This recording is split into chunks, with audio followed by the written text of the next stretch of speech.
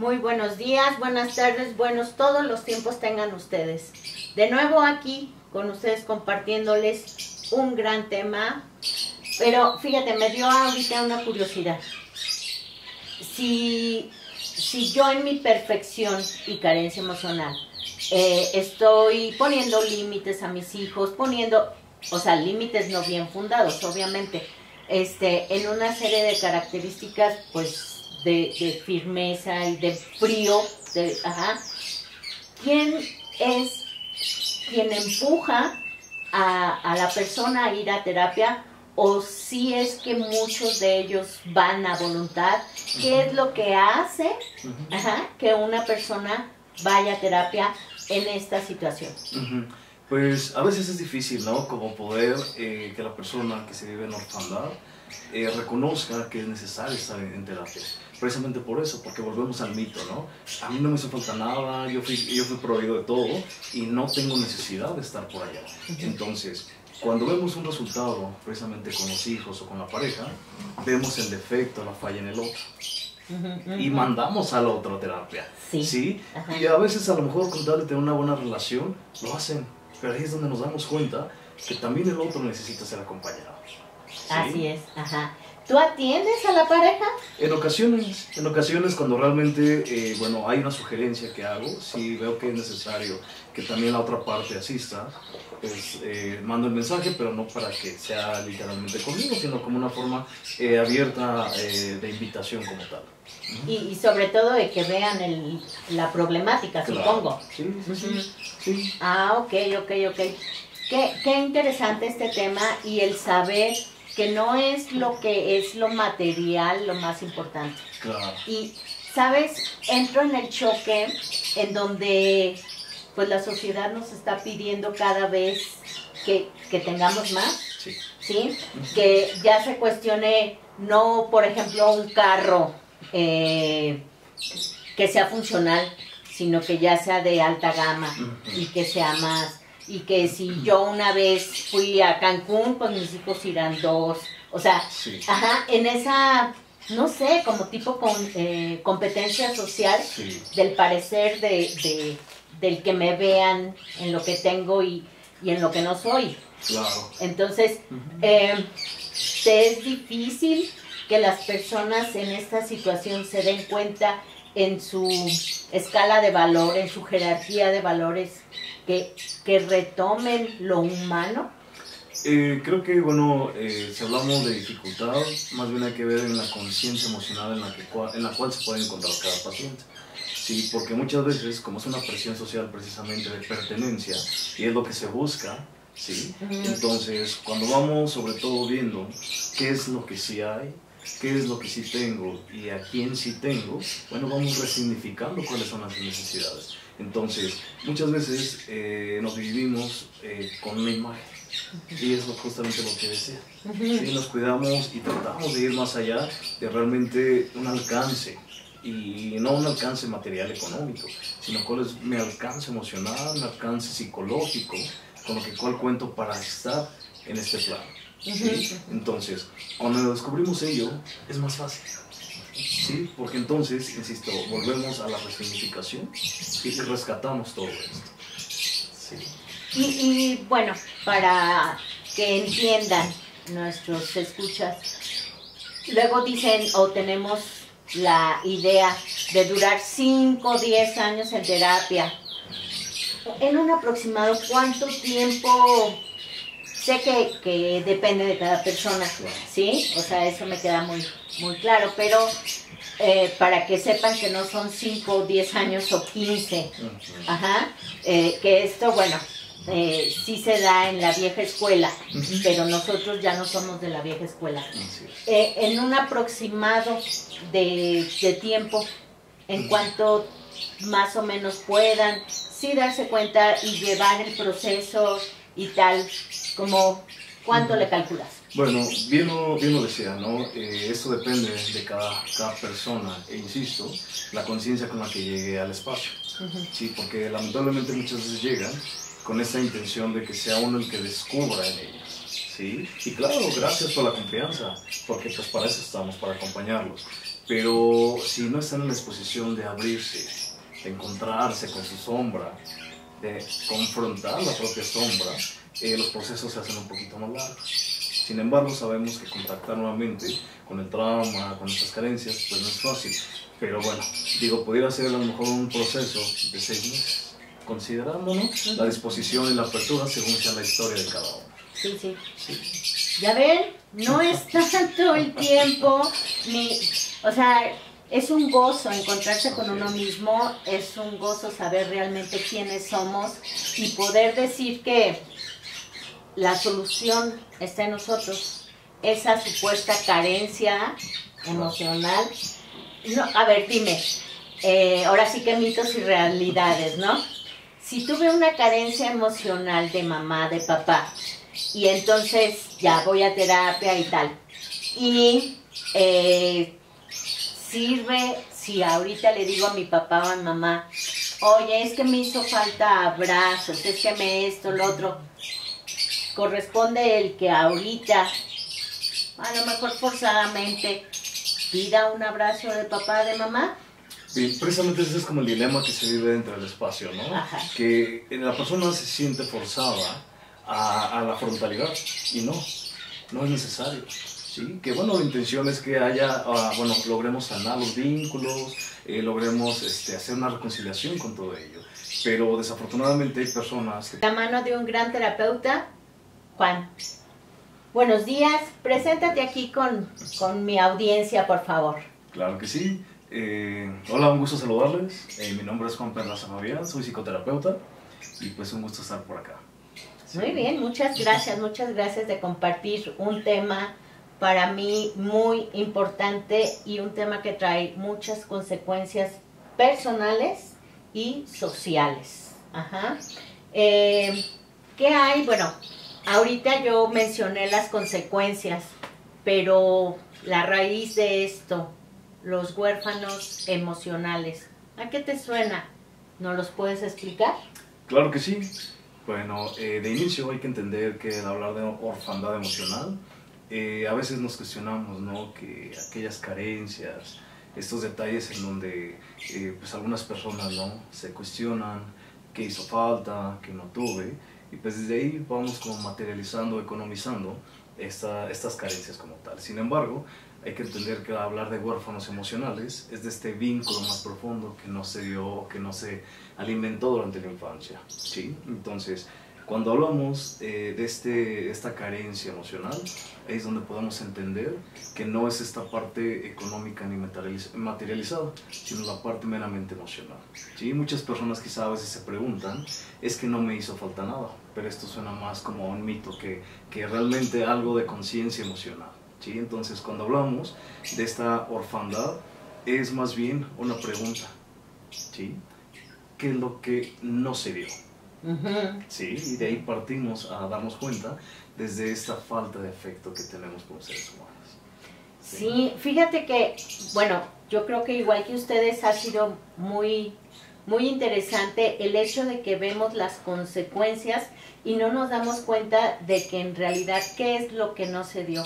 Y estamos como papás muy preocupados por tenerlos en un buen colegio, por tenerles materialmente todo. Mamá y papá siempre están trabajando y bueno, no se hable de los papás solteros, papá o mamá soltera, en donde siempre están trabajando, cubriendo las no carencias a veces y las carencias económicas un poco más allá de lo necesario. Y entonces las emociones es cuando, gracias. Así es. Ajá. Y cuando llegan a tu consulta, estos pacientes, ¿con qué consecuencias llegan? Bueno, sí, como en su mayoría son adultos los que atiendo, pues se llegan precisamente con una serie de características, ¿no? Conductuales sobre todo, y en donde nos vamos dando cuenta que ahí existe todavía parte de la carencia o del niño, como comúnmente le conocemos, el niño herido lastimado, ¿sí? Entonces muchas de las características que se viven dentro del consultorio es, bueno, adultos con berrinches, con mucha demanda hacia la pareja, ¿sí? Y cuando son padres hay dos formas en donde se identifica muy fácil. Que son padres en donde se vuelven rígidamente, ¿sí? Como exigentes, e incluso se informan para poder tener como la información necesaria para poder acompañar a las necesidades de los hijos. Pero bien decía Carl Jung, bueno, esto lo podemos ver como una proyección de mis propias necesidades, ¿sí? Y por el otro lado, cuando son padres todavía un poco más carentes, ¿sí? Se convierten en padres sobreprotectores, precisamente por el miedo que existe al abandono, al rechazo, a estos detalles que evidentemente todavía a lo mejor o lo tiene consciente o desde el inconsciente se vive a la conducta con los demás. Sí, son como características muy específicas, que en su defecto pues también podemos conocerlo como desde la codependencia. Sí. Entonces hay como muchas máscaras. Sí. Ajá. Sí. Estoy, bueno, más que entendiendo y para que ustedes lo observen en su propia conducta y en su alrededor, su pareja, que en realidad tenemos muchas máscaras de este vacío emocional, afectivo de sus papás. Y entonces, fíjate, justo una conocida dice, es que hasta le tengo miedo a mi pareja, sé que me ama, pero es súper estricto. Claro, claro. Entonces, ver esto como un síntoma para que podamos acudir al especialista en esto. Y bueno, consecuencias. Bueno, pues las consecuencias son que se vive la persona en una excesiva demanda de afecto, de atención, de escucha, ¿sí? En donde o pudiera sentirse no perteneciente o no merecedor de, ¿sí? Entonces son pequeños detalles que a veces llegamos a normalizar, ¿sí? Porque creemos que esto es parte de que te pido esto como muestra de que me quieres, ¿sí? O espero que me des esto como detalle de que soy importante para ti. Entonces nos vivimos en una espera en donde realmente cuando no se llega, contactamos precisamente con este vacío. ¿Sí? Este especialista, Gabor Mate, decía, ¿no? Él es especialista en trauma y adicciones. Él decía precisamente esto: cuando no logramos identificar el trauma, estamos redundando en la misma conducta, en la misma actitud, en la misma narrativa que tenemos. Entonces, con todo ello, si no somos conscientes de cuáles son mis propias necesidades y que puedo satisfacerlas desde mí mismo, vamos a estar en esa constante pues sí, petición, ¿no? O la esperanza de que algo suceda a través del otro. El detalle de esto es que como nos vivimos en una orfandad emocional, curiosamente, ¿sí? Vemos otra vez a la codependencia. Quizá pueda encontrarme un igual que yo o uno más carente que yo. Sí, y esto es como un imán. Claro. Entonces, por el conflicto ya no logran estar juntas, o por pérdida ya no se puede. ¿Sí? Entonces, puede ser desde la reconciliación con uno mismo. Y volvemos a esto. Muchas veces se ha logrado, se ha pretendido romantizar el amor propio. No es cierto. No es cierto, porque realmente el amor propio duele. Es darte cuenta, ¿no? De esto que traes, de esto que puedes proveer de ti mismo.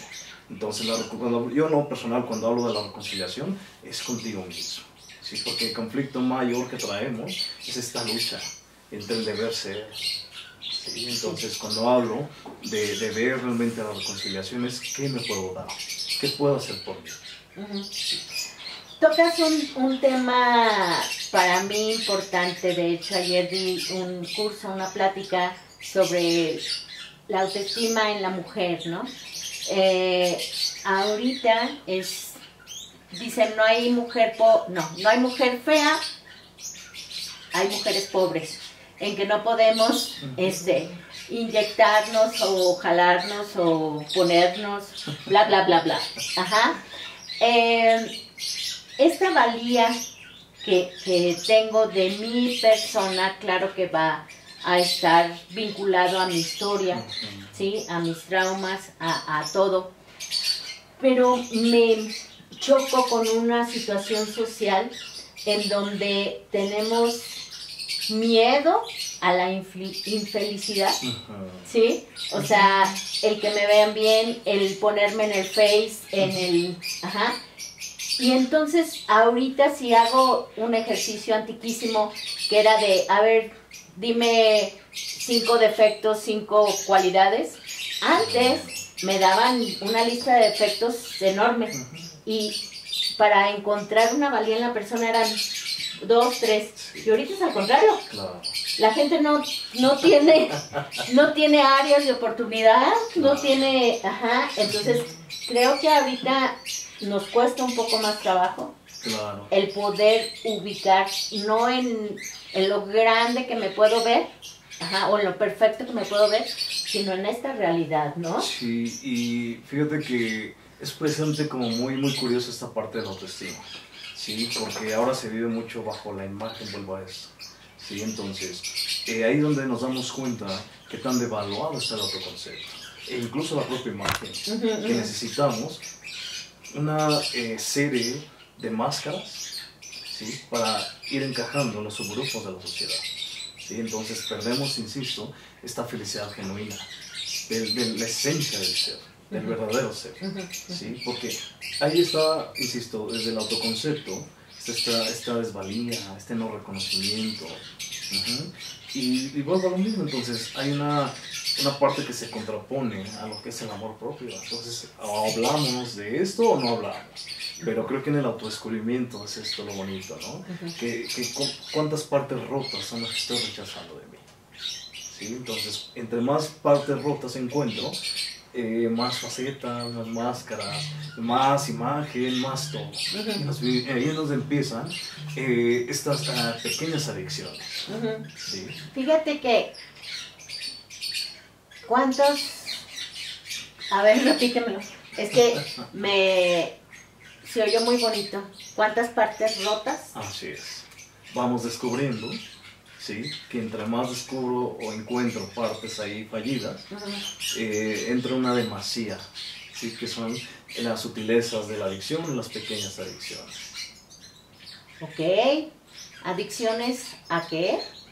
A las compras, a la comida, ¿sí? A esta cuestión, hablamos de operaciones, de la imagen, ¿no? De que ya me hice el tatuaje, me hice la ceja, y ahí empieza la conducta compulsiva. ¿Sí? No precisamente tiene que ser en cuestión de sustancias psicoactivas o cosas así, ¿no? Es la conducta que constantemente hacemos y que llevamos a la demasía, ¿sí?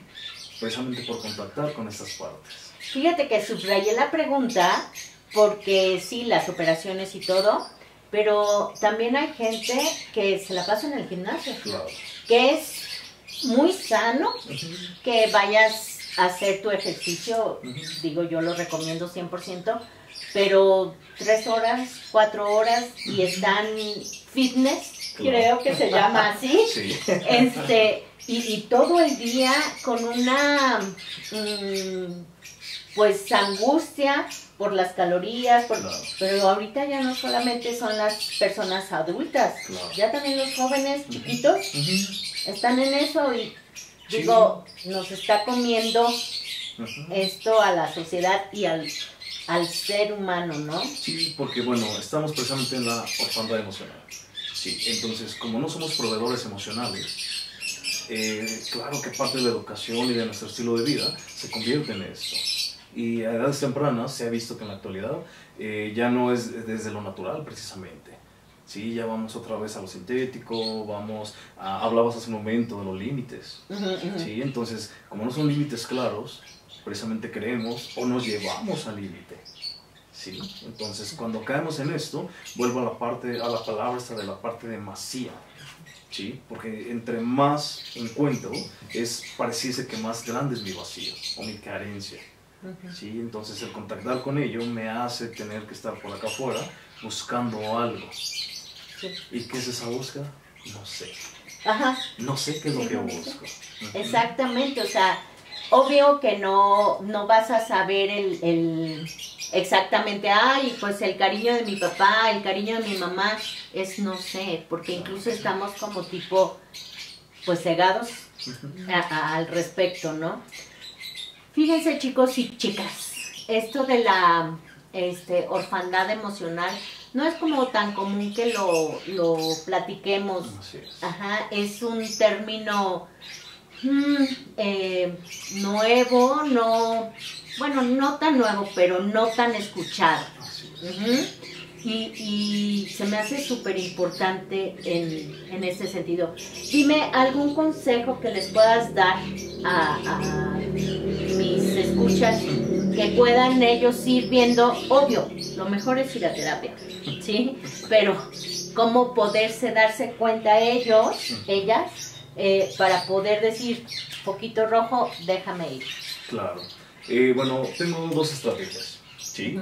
La primera, que podamos hacer un mapeo emocional, ¿sí? De qué sensación tengo el día de hoy, que tiene que ver con algo de mi pasado, ¿sí? Cuando vamos asociando estas partes, dejamos de culpar a los que están en el momento presente. E insisto, no quiere decir que al darme cuenta tenga que reclamar a mis padres, sino ser consciente de qué puedo hacer con ello, para qué me está funcionando esto, para qué me pudiera funcionar de ello, ¿no? Y la otra, que hagamos espacios de conciencia emocional. Esos espacios de conciencia emocional lo podemos hacer en 3 partes del día.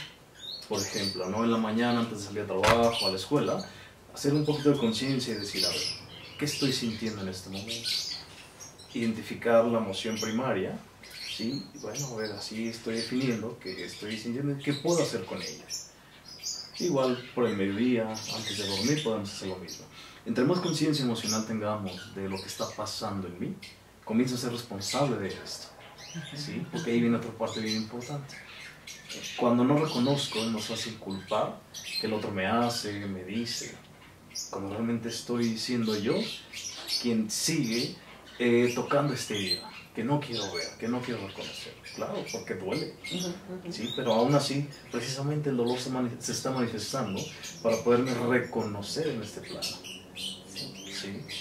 Pasos muy interesantes y cotidianos. Claro. Cotidianos, que es en donde encontramos, precisamente nos encontramos a nosotros, sí nos observamos. Así es. El problema es que siempre vamos papaloteando en el mundo, con el reloj en mano, con los deberes que tengo, y no dándonos cuenta de lo que nosotros nos estamos diciendo a nosotros mismos, ¿no? Y que muy claro está esta parte, por ejemplo, que también puede ser una técnica, la del espejo.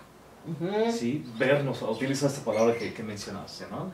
Vernos no es fácil, pero claro, cuando veo al otro, sí, un juicio, una crítica, bien fácil. ¿Y por qué no verme en un espejo y darme cuenta qué está pasando conmigo? Claro, eso es fundamental, pero nuestro mecanismo de defensa dice, no, duele. Así es, sí. Va a doler, y sí, la terapia duele. Claro. Definitivamente. Sí. Entonces, no es un dolor físico, es un dolor emocional el darnos cuenta. Claro. Pero la oportunidad de liberarnos y vivir en plenitud. Así es. ¿Cierto? Sí, claro, digo, hablando del amor propio, reitero, pues es esto, contactar con eso que duele. Definitivamente. Sanar esas partes. Me ha gustado mucho platicar contigo. Gracias. ¿En dónde te podemos encontrar? Bueno, yo me encuentro la dirección de mi consultorio. Sí, los teléfonos, eso es importante para que te puedan contactar. Excelente. Bueno, mi consultorio está en calle Mamey 165, consultorios para Fox, fraccionamiento de la Huerta, frente a Plaza Andador. Sí. Mi teléfono es 4431 37 69 24 y tengo ahorita activa solamente una página en Facebook que me pueden encontrar como psicólogo Juan Pedraza. ¿Ya saben? Un poquito más adelante por ahí tendré algunas otras páginas, otras formas de contactarnos, pero ahorita es lo que tengo. Perfecto, pues más que nada, su teléfono ya lo saben y estarían en manos de un buen psicólogo, que eso también es súper importante, saber con quién vamos, saber con quién nos exponemos, porque claro, finalmente estamos ahora sí que abiertos siempre al psicólogo y saber que tenga el compromiso humano, moral, la ética súper presente. Y obvio, aquí no va a estar nadie que no sea en ese sentido. Así es. ¿Sale? Sí, yo tengo, ya para cerrar, tengo una frase que creo que nos falta también, insisto, volviendo a la orfandad, ¿no? Que cada persona, por ejemplo, que llega al espacio, que bienvenidos quienes gusten, son recibidos con respeto y al igual los despido con mucho respeto. Eso es súper importante. Qué bonito. Bueno, pues muchísimas gracias. Listo. Muchísimas gracias y nosotros nos vemos la próxima semana, si Dios quiere, y como siempre quiere Dios, nos vemos entonces la próxima. Gracias. Hasta luego.